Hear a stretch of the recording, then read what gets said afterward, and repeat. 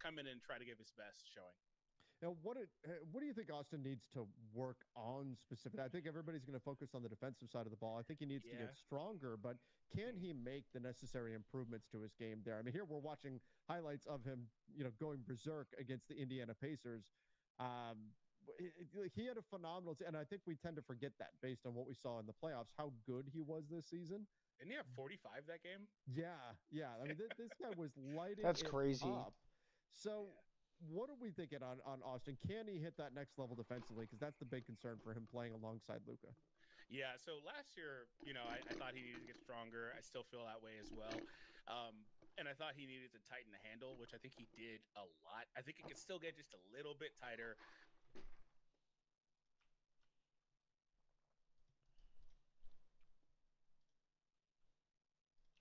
You wouldn't settle for Bateman when there's Batman? Don't touch that. Well, now I want to touch it more. Yep, shouldn't have touched it. Little help. Don't settle for just any insurance when there's State Farm.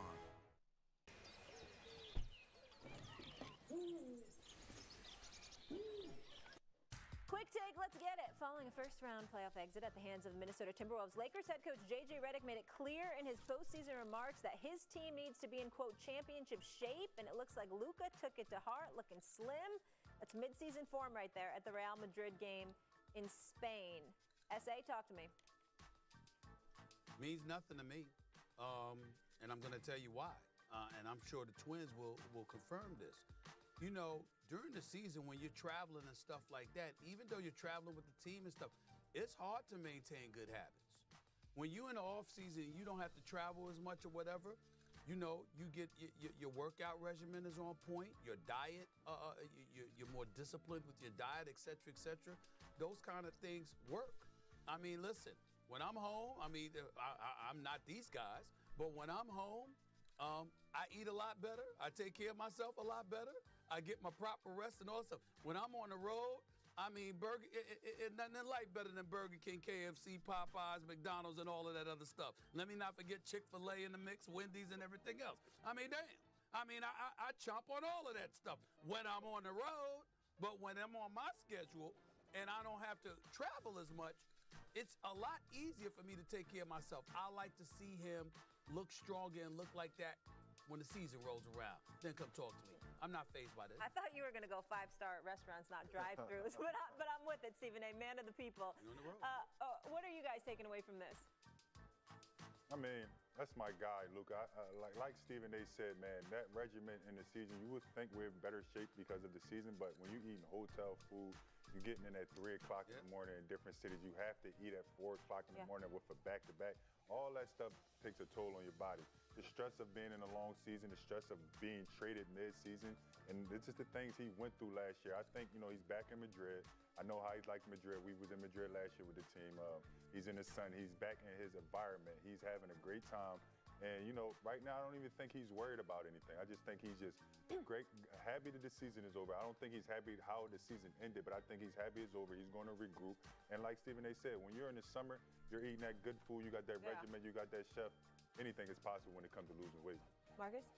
I agree, and I also have to say this: the way you guys' season ended last year, well, this summer, was a little shaky, right? I think that he understands those pressures now being in LA, right? Like it's a different market than being in Dallas, and now I think that he understands that. I'm happy to see like early on he's starting it, but again, it will be interesting to see 3 months into the season if he's still skinny Luka. Like that's the biggest difference. Like right Skinny now, Luka. it's fine. Right, right now like let's lose the weight, let's do whatever. You're getting the right meals, you on the right schedule. And you took my take a little. I said that same exact thing, Stephen A. It was something I think you might have watched Get Up this morning. Hey, but listen, 3 months into the I didn't watch it. I usually do, but I missed it this morning. 3 months into the season, but I give it to you. It's the part. Appreciate Man, that. I give it to you because you know better than me. I appreciate that. 3 months into the season, listen. it's really going to be able to tell if he's able to keep down his weight. Stephen A.? I give it to.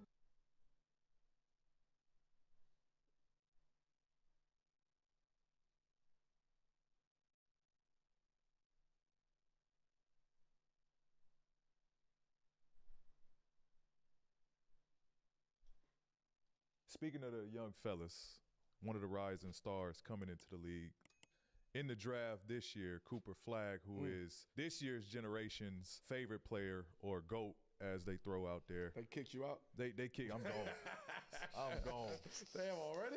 They tired of getting laughed at for picking me as their GOAT. You be back, champ.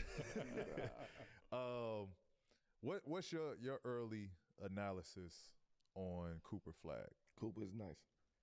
Cooper's a real deal, champ. Like, yeah. We haven't seen in a while somebody dominate every stop he went to. Like, it's not like he's dominating.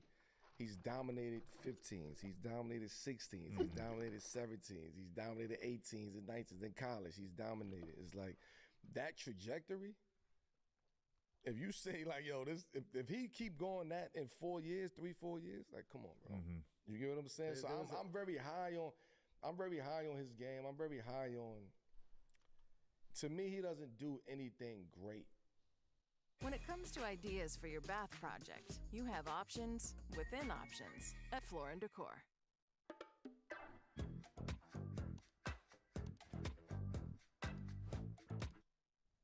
Like, he just do a lot of shit very good. You know what I'm saying? He offensive rebound, very fucking good.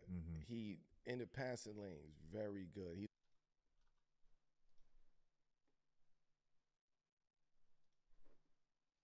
It's the show. It's wishing you a very happy Memorial Day. It's the first hour of First Things First. Okay.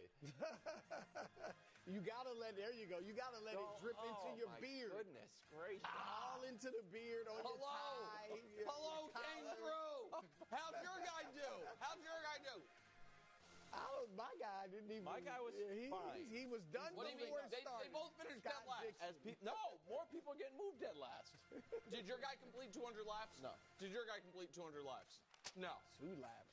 Tried his best, though. He's burping during the sound If he's not here during the D block, you know why. Just keep it between us. Drank too much milk. It's for the audience. Could you drink a little bit of milk? Go ahead. Brew, what was the #1 reason the Knicks came back? You saw him on the screen. Karl Anthony Towns. I got to give him his love. Give him his props. He woke up. This was turning into a disastrous game for Karl Anthony Towns. The Knicks in general, but him in particular. Had this kind of continued to go the way it did through most of the first 3 quarters of the game, man, New Yorkers would have been all over Cat. He had 4 points. He had 4 turnovers. 7 rebounds is fine through the first 3 quarters. Okay, so this is, they're losing essentially a must-win. They're about to go down 3-0. He doesn't show up. He would get drilled. If not, there'd be calls for them to move him in the offseason. Instead, he answers the call, 20 points in the 4th quarter. On record, only the second Knick to go 20 or more in a quarter. Jalen Brunson did it last year. It only goes back to like 97, so maybe Ewing or somebody did it before that. But he drove to the basket. He was aggressive. He hit threes. He got to the foul line. Look, nobody on the Pacers, with all due respect to Miles Turner and Bradley and Siakam, nobody should be able to hold Cat. And Nick, you did your rankings, which I agree with. Cat's the 3rd best player in the series. Yeah. He should be the best. He has the best pedigree of all of them. He should be ahead of Halliburton. He should be ahead of Brunson. And last night, you joked about it before the show. Why doesn't he play like this all the time? We get it. You're not going to score 20 and a quarter all the time. But he's got to stay aggressive. Yeah. And the thing is, they're not better without Jalen Brunson. No one with a brain would think that. But it's interesting that their 2 game-turning runs in this series, game 1, 4th quarter, Brunson's out with foul trouble. They're going to 14-0 run to take control. The last game last night, they make their run with Brunson out. They were down 13 when he went out with like a minute and a half left in the 3rd quarter. He gets back in early in the 4th. They had gone on a 16-7 run with him on the bench to get within 4, and now it's a ball game. And then he went out again in the 4th. And then they scored. Yeah. He scored some buckets in the 4th. I just think they need to be less Brunson-centric. Yeah. And I don't know if you can even change that right now. But in the offseason, should they lose this series, they got to look at, we got more guys than just Jalen who can give us 20. Well, the flip side of that, and this is something Knick fans I know have been pining for Tibbs to do more of all year, and he kind of had his hand forced into doing it last night, which is when Brunson is out, be more cat-centric. Yeah. Like have there be these pockets of time when Brunson is on the bench, and those pockets of time don't turn into, oh, this is when we're going to be the egalitarian offense. No, let Cat really cook in those moments. And I also, so listen, the biggest reason you are correct, but that was not the sole reason, so I want to talk about the other things. I think that starting Mitch, even though it didn't feel like it had the hugest impact, I thought that was smart. It is a first cousin of the point that I've been making all playoffs about the Knicks and Mitch and the hack-a-Mitch strategy and the way that impacts him and the way he plays. You're guaranteed not to deal with that at the start of a quarter. That includes the game, second quarter, half, so I thought that was smart. I also thought him saying, all right, as far as our bench guys I don't really trust, I'll lean on, I'm going to go with the guy who's the better defender in DeLon Wright over offensive player in campaign, was very smart and very useful. And I think that in this instance, the Brunson foul trouble in that specific game did help them, because he was having one of his worst offensive games of the playoffs and maybe his worst defensive game ever.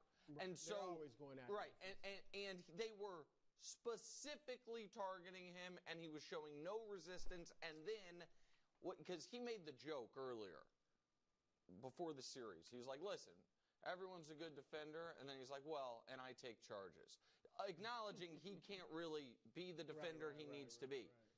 He can't even do the take charges thing when he's in foul trouble. Right. So he's already a bad defender. You see this happen to Luka sometimes, where it's like, it's one thing to be a bad defender. It's another thing to be a bad defender that's also afraid to foul. Then you're just a turnstile. So in yesterday's game, I thought Brunson going out wasn't necessarily bad for him. I also think that there is something to the fact that Halliburton, the last two games, has not been very good.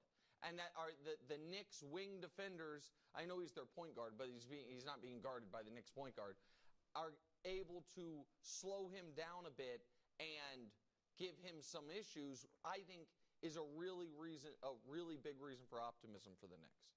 Cat last night, quarters 1 through 3, Brew, you touched on it, only had 4 points. In the fourth quarter, he had 20. It's his second career 20-point fourth quarter, which is basically one of the best quarters of his career. You can make an argument it's the crowning achievement. No, it's the best moment of his career. There's no question about it. I don't know. I wasn't ready to go. I saw you crying when they beat the, who'd they beat when I had to switch over?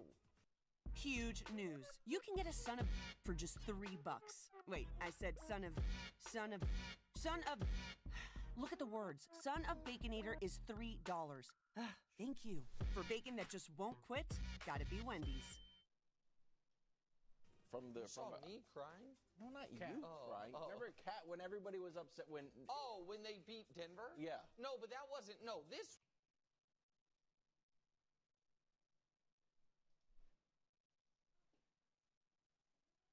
Oda, you guys are going to get absolutely farmed in the VLS in the finals.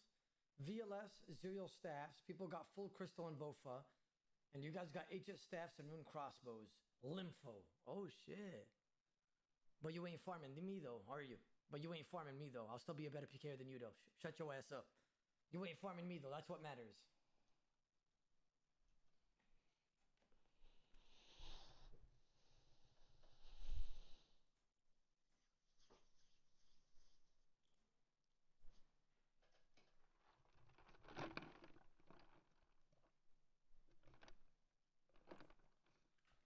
Oda Bodhi.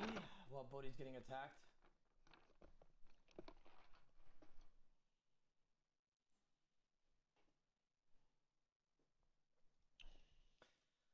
It's all love, Big O. I want you guys to win, but you need better gear. The other teams are way ahead.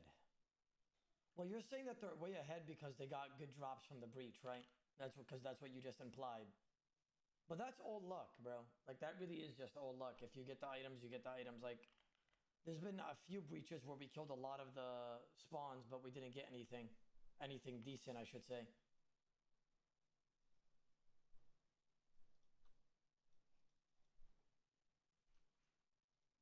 What? How's it look when you guys only PvP? I mean, we don't always PvP. Honestly, I'm more of a breach guy, like the PVM guy in the breaches. I would rather just PVM the whole time in the breaches and avoid PvP as much as possible. And I told Rice that's what we're gonna do tomorrow. Whoever was there, whoever heard me say that earlier, I plan to do that. So if he does try to PvP, I'm gonna be like, bro, that's not happening. Like, we gotta focus on. What's it called? Getting weapons and armor. We could still get lucky. This is very recoverable. People are mad that first you guys were mad that I lost a whip and like Ahreem top or something. But I could get all that back through barrels. I'm gonna do a few barrels runs right now to see if I get lucky. And I'm also going to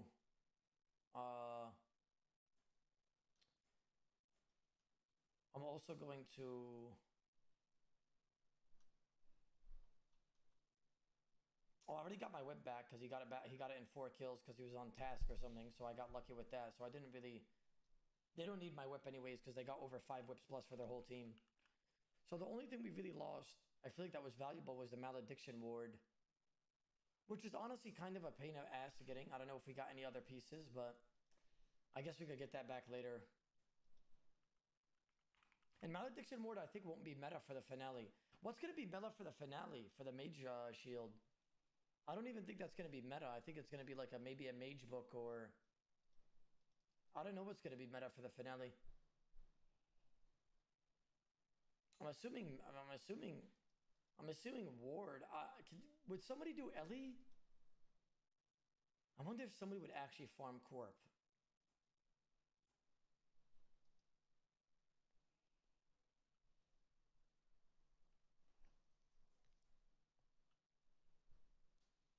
How about Eldinus? Well, they still need Arcane Sigil for that. Eldinus Ward is worse than Malediction Ward.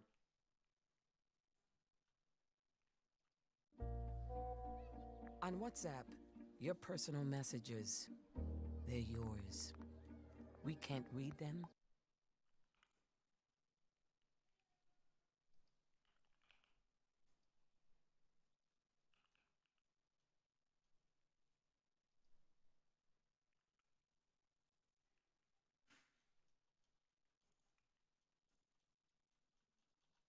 What's faster?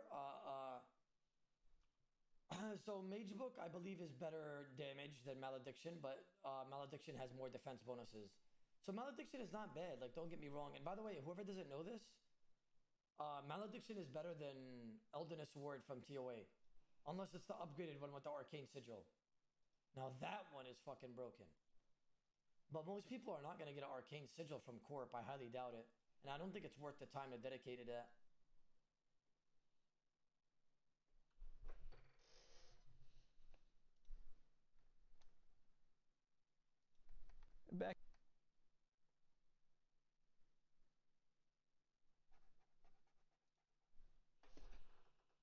Back in 2005, 2006, there were only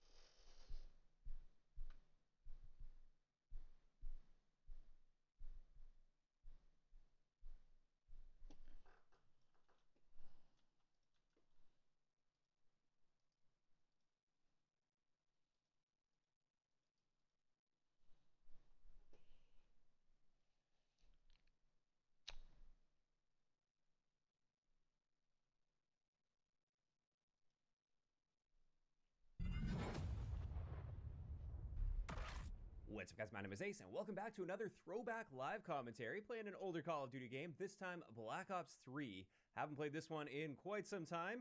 We'll see how this ends up going. And the reason I wanted to do Black Ops 3 is with all of the leaks of the advanced movement coming back, apparently like wall running, and it looks like it's wall running ripped basically straight out of Black Ops 3, as well as there were some leaks with some jetpack movement. I don't know if this is going to be a limited time mode or something coming to Black Ops 6, since we're also getting Fringe from this game. That's a map from this game. Or if it's actually leaks for Black Ops 6, 7. That's what we're at. Either way, that kind of made me want to play Black Ops 3 here. And holy crap, this FOV. How did we play like this back in the day? I'm playing on PlayStation. Oh, wrong guy. Oh, boy. This guy's trying to rocket launcher me or something. That was sloppy. Wow, this is going to make me dizzy. Also, frame rate's not great. I'm getting some choppiness here, but hey, it's fine. I remember this game running a lot smoother. Ooh, that's a fast slide. Wait, which way did he go? They should be spawning this side now, right? Yep, okay, instantly melted. All right, definitely a different feel here. We got to get used to. Oh, let's do the wall running. Oh my God, he's trying to blow me up. And he chased me all the way through there, even though I had teammates all around that area. Oh, they were up top maybe? I don't know where my teammates were there, but I swear that dude just ran right past all of my teammates. Oh, come on, we got to get a kill here. This is an embarrassing start. There we go. Got a kill with the Weevil. Love the Weevil. Yeah, I still think this level of wall running would be a little much. Oh, hi! We got a sniper right there. I think this would be a little much. I don't want to see this level of wall running if we are getting wall running in Black Ops 7 or whatever it's going to be called. I really don't want to see this much. A little bit of a wall run would be cool, though. Oh, yeah, get that advanced movement working. Man, it feels different. Oh, are you chasing? He's gone?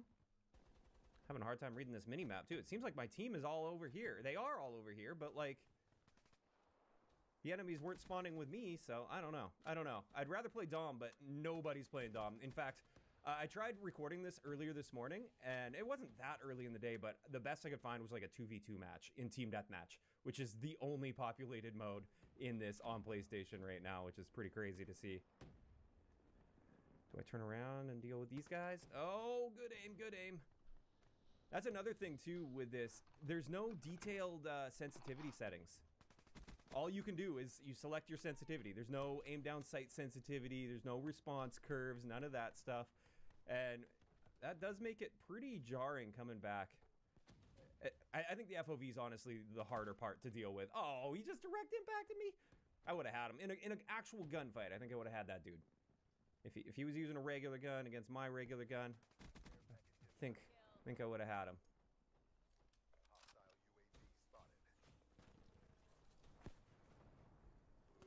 Oh, there's no aim assist on snipers in this. Is that right? Or was that Black Ops 4? I can't even remember. I think there's no aim assist on sniper rifles. I was waiting for a little bit of a pull there, and I got nothing. Got nothing.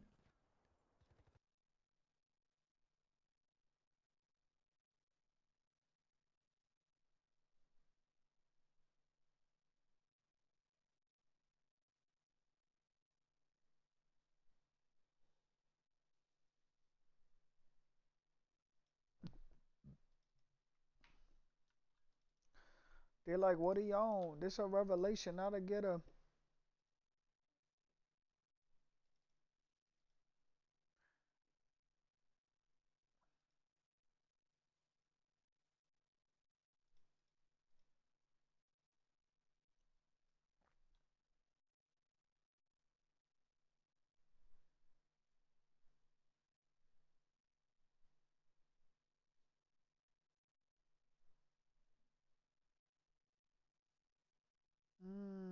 That makes a lot of sense now. They're like, what are you on?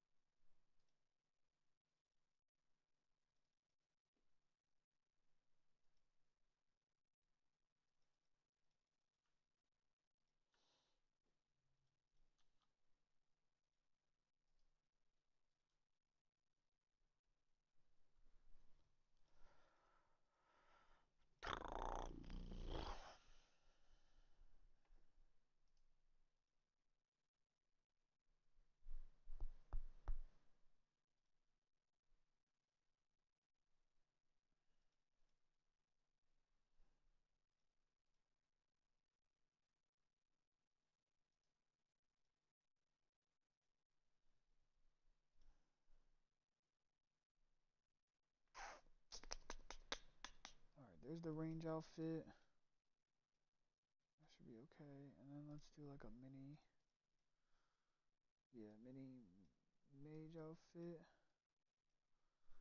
Right? And then we'll just do like the easiest spell we could do. Mind and air. Right? There it is.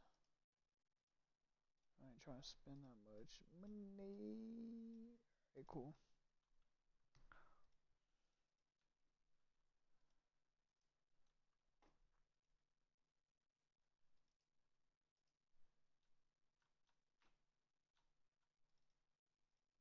So what is it? West is range. West is range, east is mage. And then the two middle. Oh, I forgot the crush. It is what it is. Cat gang.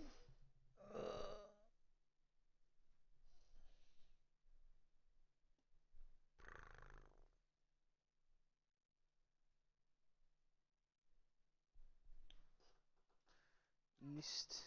East is mage. I was faster than a mother.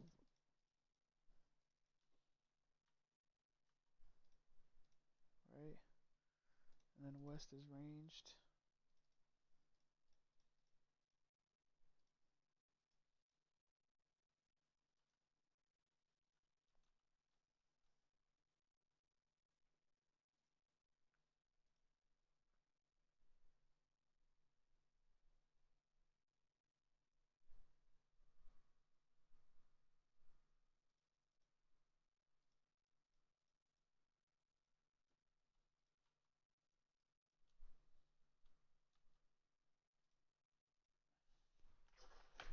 Southwest is crush. I need to grab my Batalax.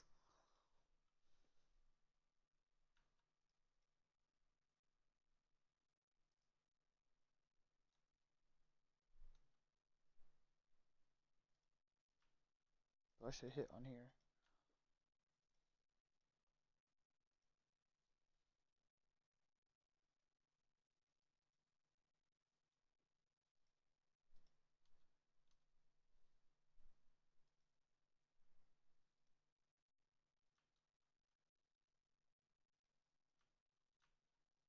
And just grab my Batalax. And then we'll just see how fast we can speed through these.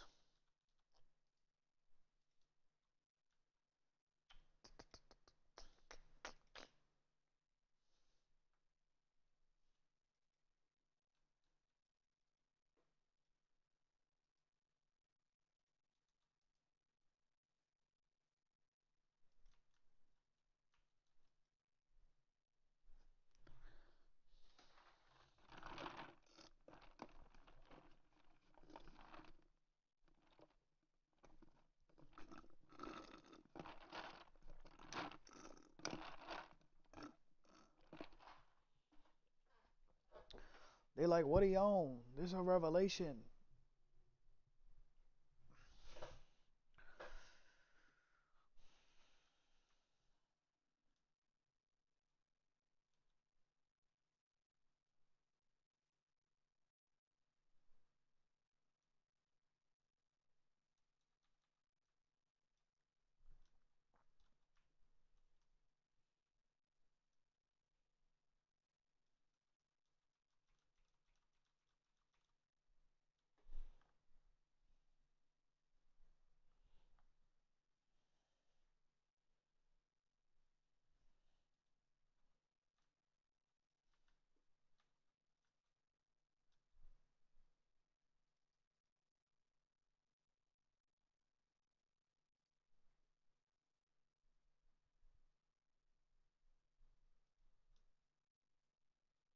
Weast.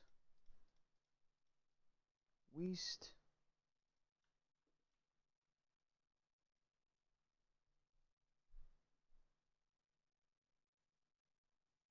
Weast.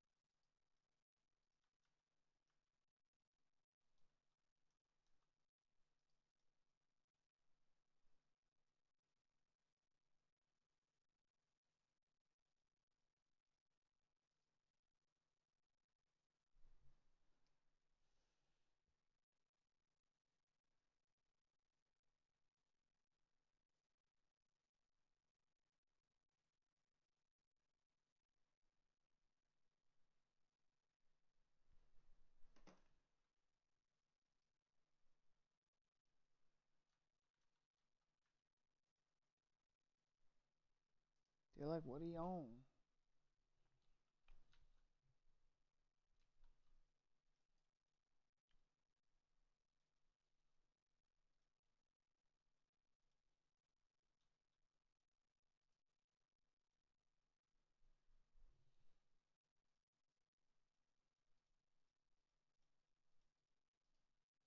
You're doing too much.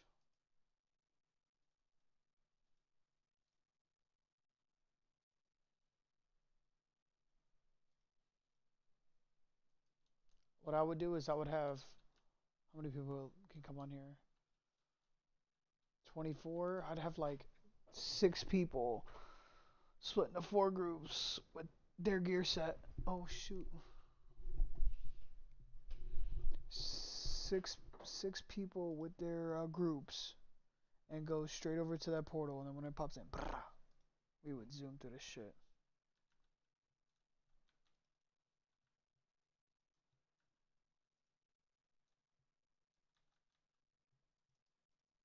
Cause I'm just here. Y'all feel me?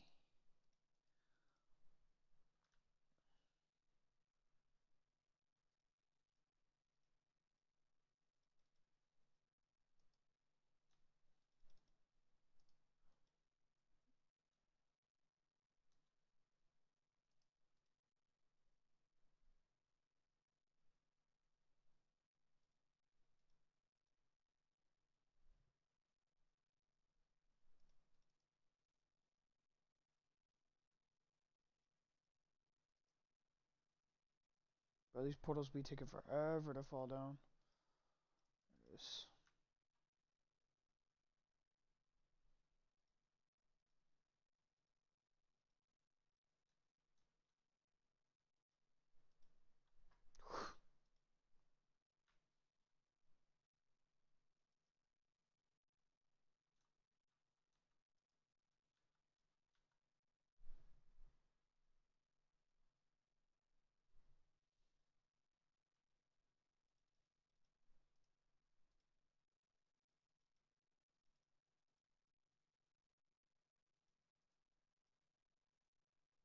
Charge.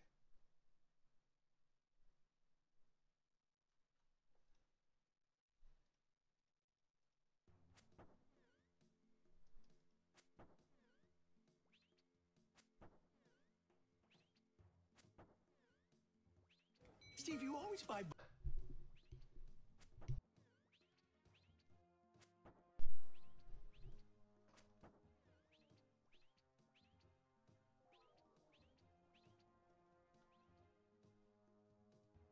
Books, but I never see you reading. Paperweights. Hey, do you mind getting this because I only have euros? My pleasure, because I earn unlimited 2% cash back. We split that. No. Unlimited 2% cash back. The Wells Fargo Active Cash Credit Card. Happy Memorial Day. It's Monday. I think it's about 8:30 in the morning, and we're running to get a stroller. Hold on, Ruby. Say hi, Ruby. So, I want to make this quick little video talking about holidays, work-life balance. Are you working today? Why or why not? And many of us that do this kind of work, we can't afford to take days off, especially days that might be profitable in your marketplace. However, I might have a possible solution to the issue of, oh my God, I want to spend time with family, but I still need to make those ends meet to pay the bills. You might want to watch this video. But first you get a little toddler walking some of her little baby dolls to the playground. So that's how we're starting our day. And don't mind the rough look, you know, it is what it is. We haven't started to beautify our day yet. Now listen,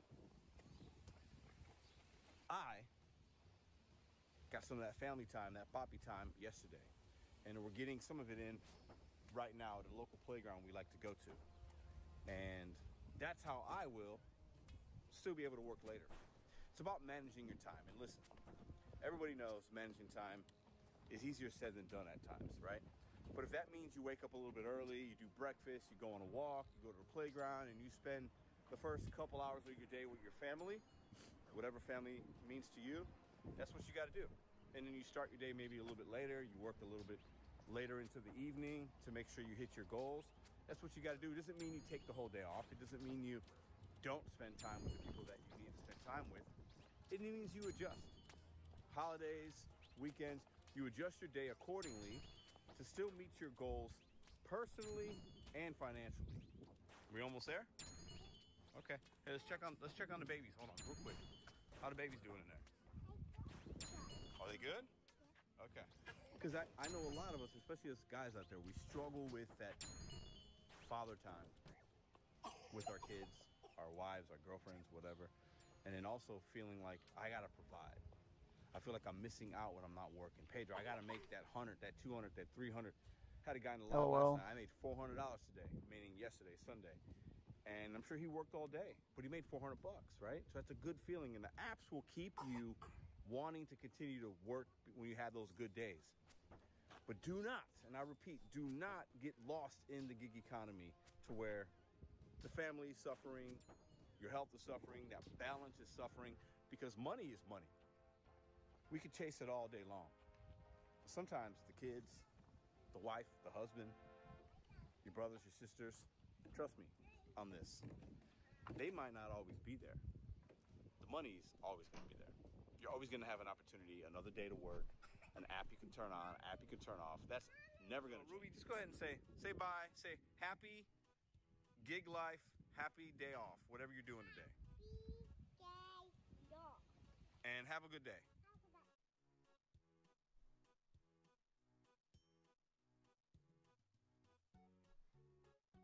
Lame Truth here, and I'm gonna be a little bit erratic this video. I feel like Charlie in the mailroom episode of It's Always Sunny with all the stuff I have found out. But from what I have gathered, with the information I have gathered, and unfortunately it's a little bit of bro science because we don't have hard numbers, but from what I have found, I have discovered Activision doing something else nefarious. Surprise, surprise. As someone with pretty bad ADHD and a relatively bad short-term memory, I find it pretty insane that I'm able to keep up with every single fucking horrible thing this company does, but somehow I'm here bringing you the goods. Let's just get right on into the meat and potatoes because I got a lot I want to get off my chest. All right? So first and foremost, if you guys can, please subscribe. We are almost to 500,000 subscribers. I got like 45% of you that watch these videos that aren't subscribed, so click that button before something bad happens. Anyway, you could do that, I'd appreciate it.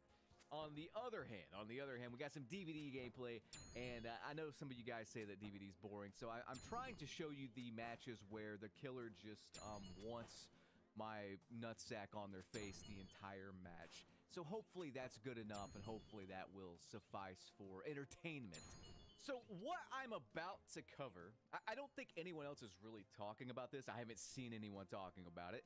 But what I'm about to cover might just be the worst fucking thing they have actually done in-game. And I feel like I say that quite a bit, and I'm thinking in my head, am I just saying that for effect? And I'm like, no, they keep one-upping themselves with how fucking shitty they are. It's mind-blowing, actually. I'm sorry for losing my shit already, but holy hell, man. Before serving up the main course, let me show you guys a little appetizer. There's more than just the meat and potatoes I gotta get through. So how about some hors d'oeuvres? How about some yeast rolls for you, huh? Now, Microsoft is a trillion, with a T, dollar company. Literally endless resources, copious amounts of money.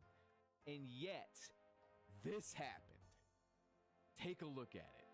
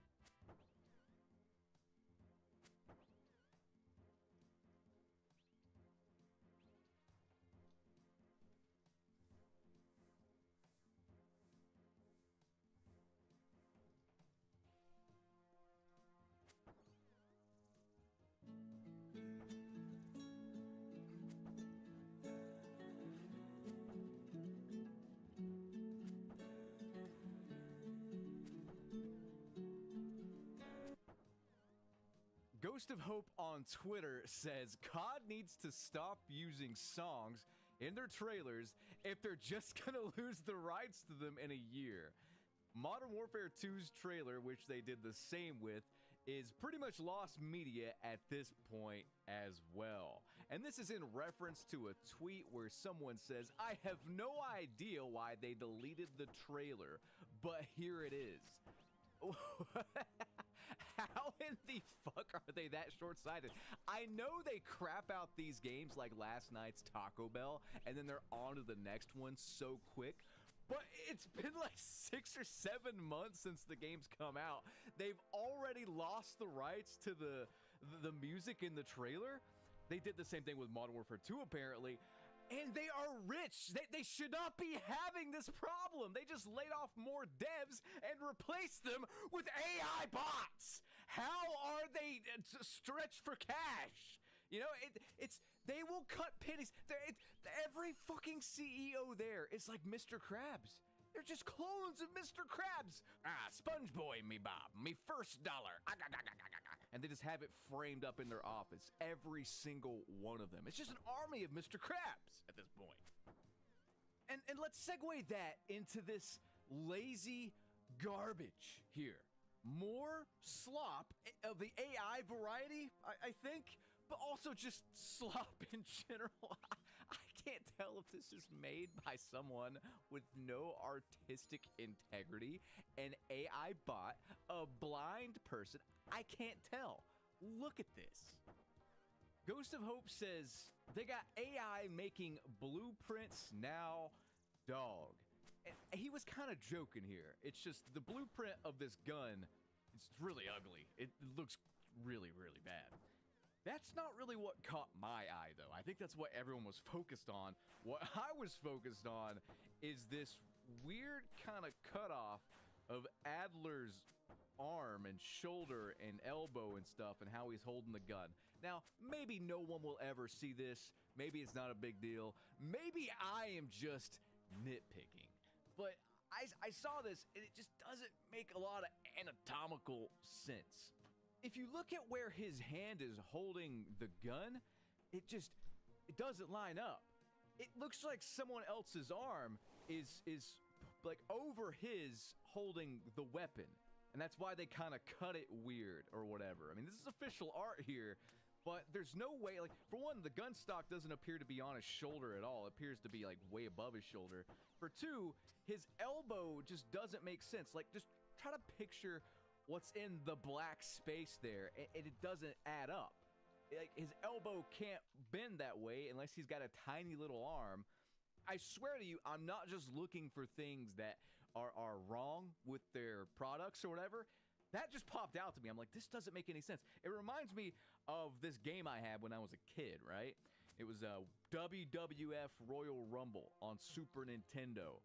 And on the front cover, they have this really, really bad, like, poor Photoshop of Mr. Perfect Kurt Hennig holding the chair, but it's like cartoon arms and they don't match up and they're too big and they don't...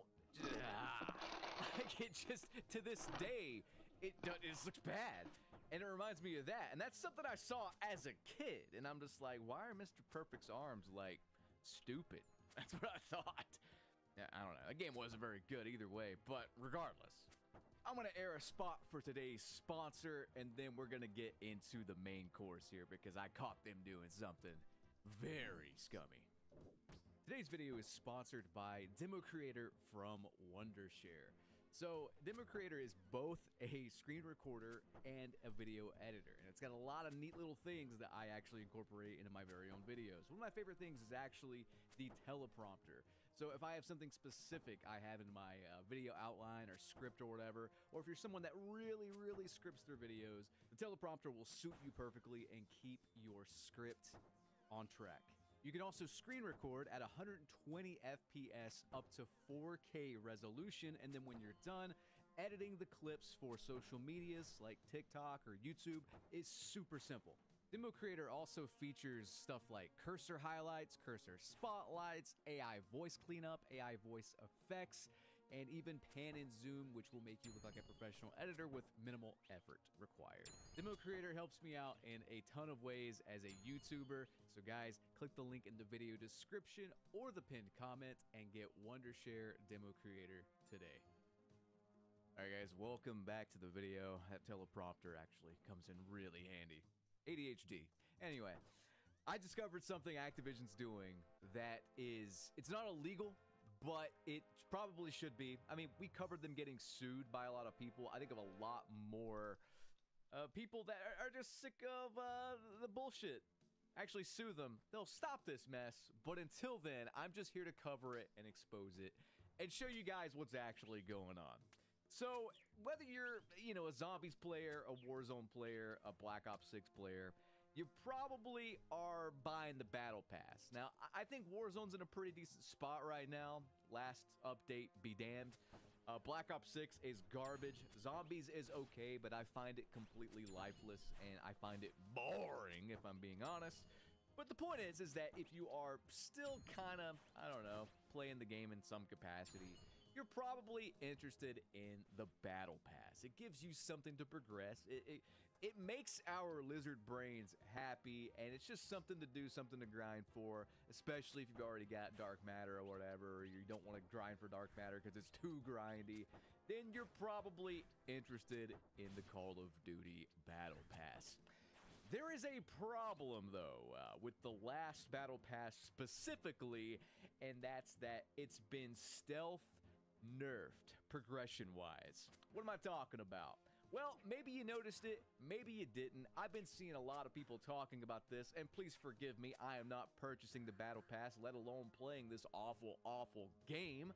So I am not giving you first-hand experience. I am simply going off the research I have done. But yes, they stealth nerfed the progress. But it's worse than that. Let me just show you. Take a look at this. Okay. We are about to create the brand new Game of Thrones game. Game of Thrones, King's Row.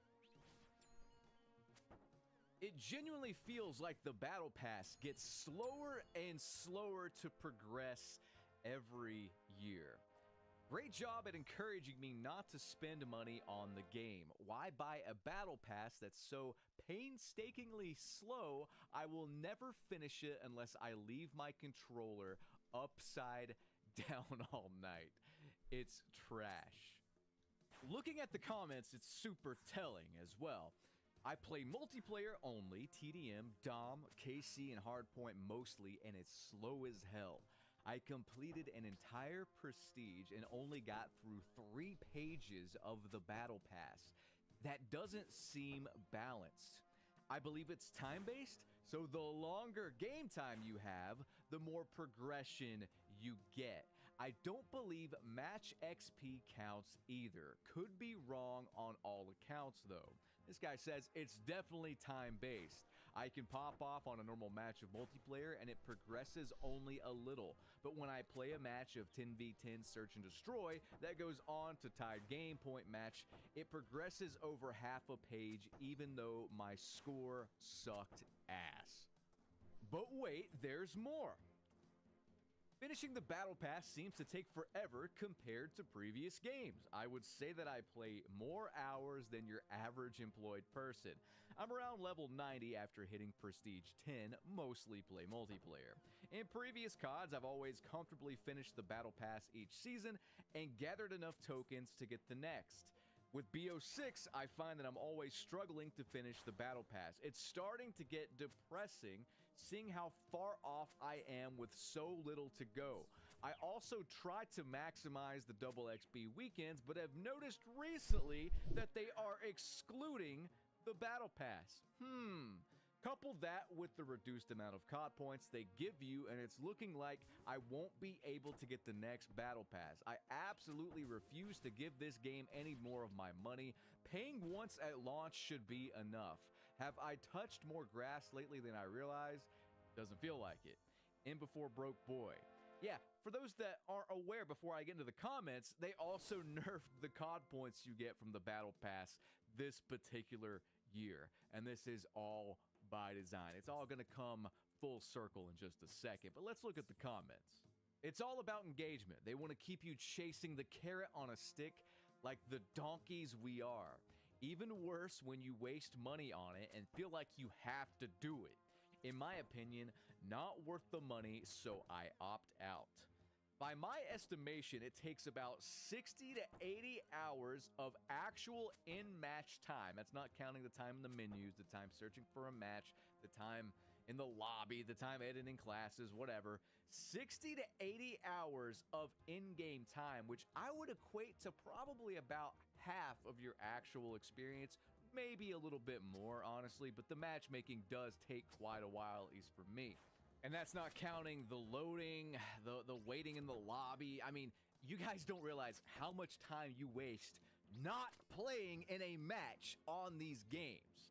14 pages at approximately 5 hours a page on average, which is okay for a 2-ish month BP period, but there's no possible way to speed it up because, like you said, double XP weekends don't apply to the Battle Pass, and the game really doesn't like to hand out BP 2 XP tokens. I've gotten a total of 3 hours worth this season. And this guy says correct mathematics.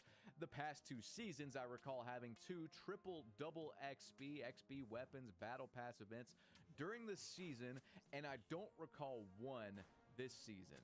And this guy says it was about 1 hour per level, but it seems to take slightly longer now based on my playtime. And that's a very important metric right there. We don't have actual data for how long this stuff takes. There's no way to really get it. I mean, unless someone wants to do rigorous testing every single year, nobody really is going to do that, you know? But if we go back to Modern Warfare 2019, just as an example, and look at some personal experiences there, we'll see that something is not right here. Take a look at this. So here's a little string of comments from about 6 years ago with Modern Warfare 2019 talking about the Battle Pass progression speed. The guy at the top says 80 to 100 hours for a 100 level Battle Pass is typical with most games. But see, that's the entire playtime, not just the in-game match time here. And you can see here they're talking about challenges. You could complete challenges to progress the Battle Pass, much like Fortnite there. At the bottom, this guy says, I've been playing for a bit now, and for me, it only seems to take about 40k XP to rank up now. I've flown through about 20 tiers in about 8 hours of play. 100 tiers per Battle Pass, 20 tiers, 20, 40, 60, 80, 100. 5 times 8 is 35. So this man's flying through it, completing the Battle Pass in like 35 hours or so. It gets a little muddy because we don't know if people are talking about total playtime or just in-game playtime. We can assume they're talking about total playtime because that's all they can really track, you know? And here's another comment from 5 years ago saying it's roughly about an hour a tier. Plus, they're probably gonna have double tiers on the last weekend. And if we just compare that to what this person said 14 days ago, it was about 1 hour per tier, but it seems to take slightly longer now based on my playtime, and most people seem to be in agreement with that. It takes longer than 1 hour of game time per tier. This is all very confusing. It's a lot of math, so let me just break it down for you like I'm Scott Steiner cutting a promo. You see, they say all battle passes are created... No, I'm kidding. I'm not going to do that. But what I'm trying to get at here is it used to take about an hour a tier. Now it seems to take about, I would say, based on what people are saying, an hour and 20 minutes per tier. People are saying it is a slog, and it is by design. Now, the obvious answer for why they're doing this is that they want to increase playtime, player engagement. They want to increase their numbers for their shareholders because people are leaving the game in droves. We've covered the metrics. We've covered it constantly that Black Ops 6 has pretty much been a flop for player retention. They want to keep the people on the game more so they can tout total playtime to their stupid fucking shareholders and make another $1 trillion or whatever in the next 10 years.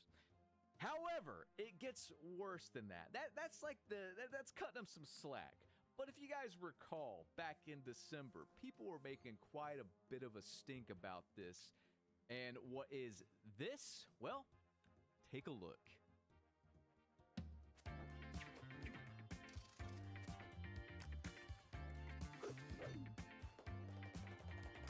Look at that teamwork. Yeah. The Black Cell Loyalty Bonus, or as I like to call it, the Virgin Money Extraction Experiment. What it is a permanent 10% player and weapon XP boost for purchasing Black Cell in subsequent seasons. This bonus increases by another 10% for each Black Cell season purchase up to a maximum of 50%. And you might be saying, like, BT, that's only for weapon and player XP. It's not related to the Battle Pass progression. But it sort of is. Because you get a 10% boost if you buy the Battle Pass in general. But also you get the 20, free tier skips with Black Cell. I can't believe this. They actually have, like, this full instruction booklet length fucking guide. Just to explain how their stupid Battle Pass works. It should just be, you pay $10, you go through, you unlock stuff at a standard rate of playtime or whatever. That should be it. It shouldn't be more complicated than that. But they have written a small Bible. They've written something the length of a Quran to explain this stuff. But yeah, you get 10% Battle Pass XP boosts. You also earn, Battle Pass tokens with the purchase of Black Cell, which is essentially pay to progress, which almost seems like a necessity if you have a life outside of your video game, console or PC. And let's not forget the fact that you can just purchase Battle Pass tokens outright regardless. So even if you don't buy Black Cell, even if you're not like an idiot, it will coax you into speeding things up by selling you the Battle Pass tokens. You are not a player in the game. You are a guinea pig on the wheel. They are going to slowly keep rolling out things, slowly keep changing things on the back end, slowly keep seeing what they can get away with, marking it down via their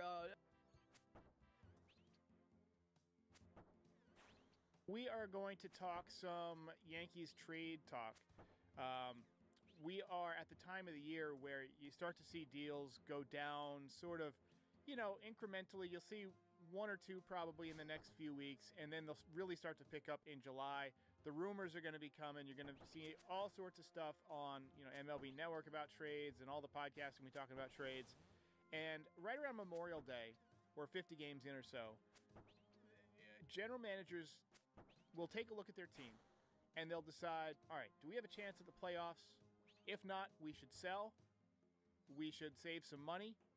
We should try and get some, prospects for our valuable assets, save a little money on budget. So today we put together some names. We've got 5 names that we can talk about, and we're open to some suggestions from the audience. 5 players that we think could help the Yankees. So let's talk first about the needs. I think it's obvious we need bullpen help. We saw that again tonight. Wouldn't mind having a right-handed bat, and be better if they played third base. And you'd like to get some salary relief. If you could move somebody like a Stroman or move somebody that makes a little bit of money, that allows you to add a better player at the deadline. And so the typical sellers are the teams that are pretty much out of it, don't really have much of a chance. I've got the Marlins, who are 19 and 29, the Nationals, who are 23 and 27. Let's be real, they're not going to make the playoffs in the NL East or in the NL period. The Pirates 17 and 34, the Orioles 16 and 33, the White Sox 15 and 35, and the Athletics 22 and 29. So, do you want to start us off, TK, with somebody? Yeah, an interesting name that I had brought up to Derek. He had already put it on our little sheet here, our little pre-show sheet, but it was just a name that I was thinking of. But Felix Bautista with Baltimore. Some people just know they could save hundreds on car insurance by checking Allstate first. Like to check your car's not on empty first, before going through the drive-thru. I forgot to fill up. So check Allstate first and save when you click or call. Thank you.